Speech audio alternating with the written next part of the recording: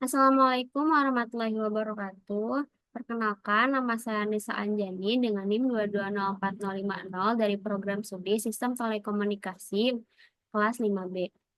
Sini saya akan mempresentasikan identifikasi kualifikasi teknis dalam teknologi pada mata kuliah konsep pengenalan sains dan teknologi yang diampu oleh Bapak Ahmad Fauzi, SSI, MT. Pada identifikasi kualifikasi ini terdapat riset atau keminatan saya yang berjudul Pengembangan dan Implementasi Alat Monitoring Hama berbasis Internet of Things atau IoT dan Artificial Intelligence atau AI. Adapun proyek-proyek yang pernah saya lakukan yaitu yang pertama, prototipe alat pakan kucing otomatis berbasis IoT pada mata kuliah IoT. Prototipe alat pakan kucing otomatis berbasis IoT ini dirancang untuk memberikan kemudahan dan efisiensi dalam pemberian makanan kepada kucing. Alat ini juga memanfaatkan kombinasi teknologi sensor. Adapun fitur utamanya yaitu yang pertama, otomatisasi pemberian makan dan yang kedua, pemantauan porsi terhadap kucing. Kontribusi dalam proyek yang pertama, penelitian dan perancangan proyek, yaitu dengan memberikan ide dan masukan. Yang kedua, mendesain prototipe dengan merancang alat atau komponen yang akan digunakan. Yang ketiga, mengembangkan hardware dengan memilih dan merakit komponen hardware yang dibutuhkan. Yang keempat, pengembangan software dan IoT dengan menulis kode program untuk mengontrol alat menggunakan microcontroller. Dan yang kelima, pengujian. Tahap ini menguji prototipe untuk memastikan alat berjalan semestinya dan memperbaiki masalah yang ditemukan saat pengujian. Proyek yang kedua, praktikum seri dan paralel pada mata kuliah elektronika dasar. Praktikum ini dilakukan untuk memahami konsep dasar elektronika, khususnya cara merancang rangkaian, mensimulasikan rangkaian, dan menganalisis rangkaian listrik dengan berbagai pendekatan. Adapun kontribusi dalam proyek tersebut yaitu dengan melakukan simulasi menggunakan sirkuit Wizard, PET, dan DCAC Lab. Kedua, melakukan praktikum di lab menggunakan project board, resistor, power supply, cover jumper, dan multimeter.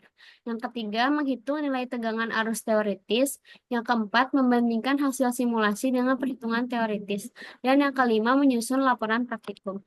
Proyek yang ketiga, Perform Foundational Data, ML, and AI Task in Cloud pada mata kuliah Cloud Computing. Dengan memanfaatkan layanan Google Cloud Platform atau GCP untuk memperkenalkan konsep cloud computing serta kemampuan penggunaan berbagai API dan layanan di GCP, seperti Cloud Data Proc, Data Flow, BigQuery, Vertex AI, Speech API, dan Video Intelligence API. Adapun kontribusi yang dilakukan pada proyek ini yaitu pertama, membuat klaster data proc untuk mengelola dan memproses data secara terdistribusi. Yang kedua, menyiapkan bucket cloud storage sebagai tempat penyimpanan data yang diperlukan untuk pipeline dan analisis. Yang ketiga, memanfaatkan layanan BigQuery untuk membuat set data dan tabel dan menjalankan query untuk analisis data lanjutan. Yang keempat, menggunakan data flow untuk merancang pipeline yang mengotomisasi alur kerja pengolahan data besar. Yang kelima, mengeksplor Vertex AI dengan meluncur notebook Vertex AI Workbench yang digunakan untuk mengelola proyek, machine learning, dan menjalankan model AI. Yang keenam, memanfaatkan API berbasis AI seperti Cloud Natural Language API untuk menganalisis teks, Cloud Speech API untuk mengenali ucapan dari file audio, dan Video Intelligence API untuk melakukan anotasi otomatis pada video. Proyek yang keempat yaitu membuat animasi UI UX pada mata kuliah praktikum algoritmia dengan membuat animasi dengan berbentuk poligonal yang bergerak secara dinamis dalam UI. Pada setiap poligon ini memiliki posisi, warna, ukuran, dan jumlah sisi yang dapat berubah secara real-time berdasarkan interaksi dengan batas layar. Adapun kontribusi dalam proyek yang pertama, mendesain dan implementasi gerakan, yaitu dengan mengatur logika agar setiap poligon ini bergerak secara dinamis dan berinteraksi dengan batas layar.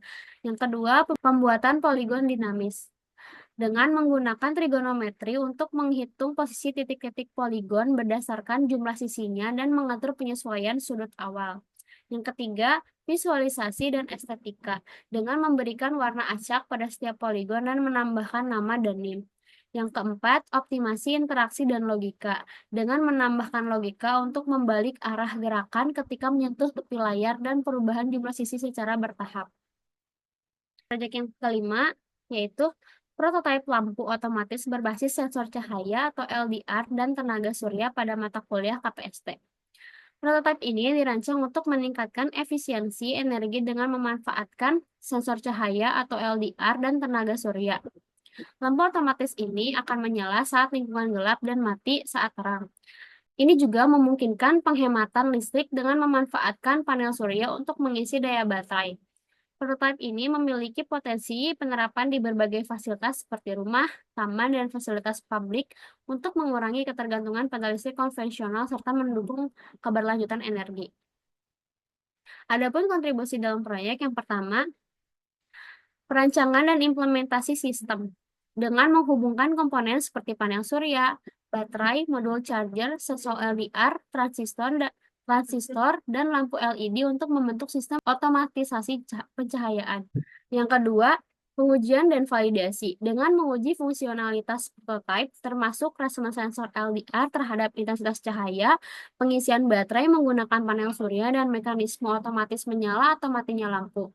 Yang keempat, analisis dan penyempurnaan dengan menganalisis hasil pengujian untuk memastikan efisiensi sistem, termasuk kendala seperti kesalahan pemilihan komponen, penyolderan yang kurang optimal, dan pengaruh cuaca terhadap performa panel surya. Adapun riset yang saya minati yaitu dengan berjudul pengembangan dan implementasi alat monitoring hama berbasis Internet of Things atau IoT dan Artificial Intelligence atau AI. Padi merupakan tanaman yang sangat penting bagi masyarakat Indonesia karena menjadi makanan pokok sebagian besar penduduk. Dengan meningkatnya kebutuhan beras ini, produktivitas padi juga perlu ditingkatkan untuk menjaga ketahanan pangan. Dari itu, pengembangan alat ini juga perlu dilakukan untuk membantu petani dalam meningkatkan produktivitas padi. Adapun fitur-fitur yang ada pada riset yang akan saya lakukan, yaitu pertama dengan memanfaatkan algoritma AI ini untuk menganalisis data visual dan kondisi lingkungan secara real time. Lalu juga ada notifikasi real time yang dapat memberikan rekomendasi kepada petani agar melakukan tindakan pencegahan hama, dan juga fitur chatbot AI yang dapat berinteraksi dengan petani untuk mendapatkan informasi dan rekomendasi seputar lahan padi.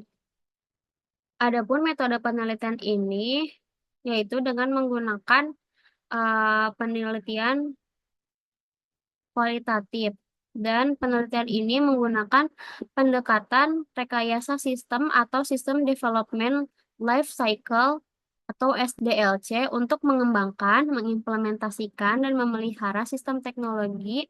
SDLC ini mencakup tahapan sistematis yang meliputi analisis kebutuhan, perancangan, implementasi, dan pengujian dan evaluasi. Yang pertama, studi literatur. Nah, penelitian ini juga melihat dari beberapa penelitian terdahulu, jurnal terkemuka, seperti pada Science Direct atau Google Scholar. Kedua, analisis kebutuhan dengan menyusun spesifikasi teknis mengenai alat ini, seperti menganalisis komponen-komponen apa yang akan digunakan pada alat ini. Lalu yang ketiga, pada tahap perancangan. Nah, pada tahap perancangan ini bisa dilakukan dengan mencoba menggunakan simulator terlebih dahulu untuk melakukan perancangan nantinya menggunakan komponen real.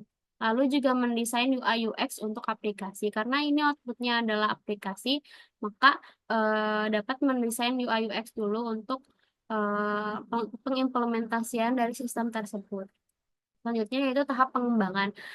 Dengan membuat prototipe alat, sebagaimana yang sudah dilakukan ketika menggunakan simulator.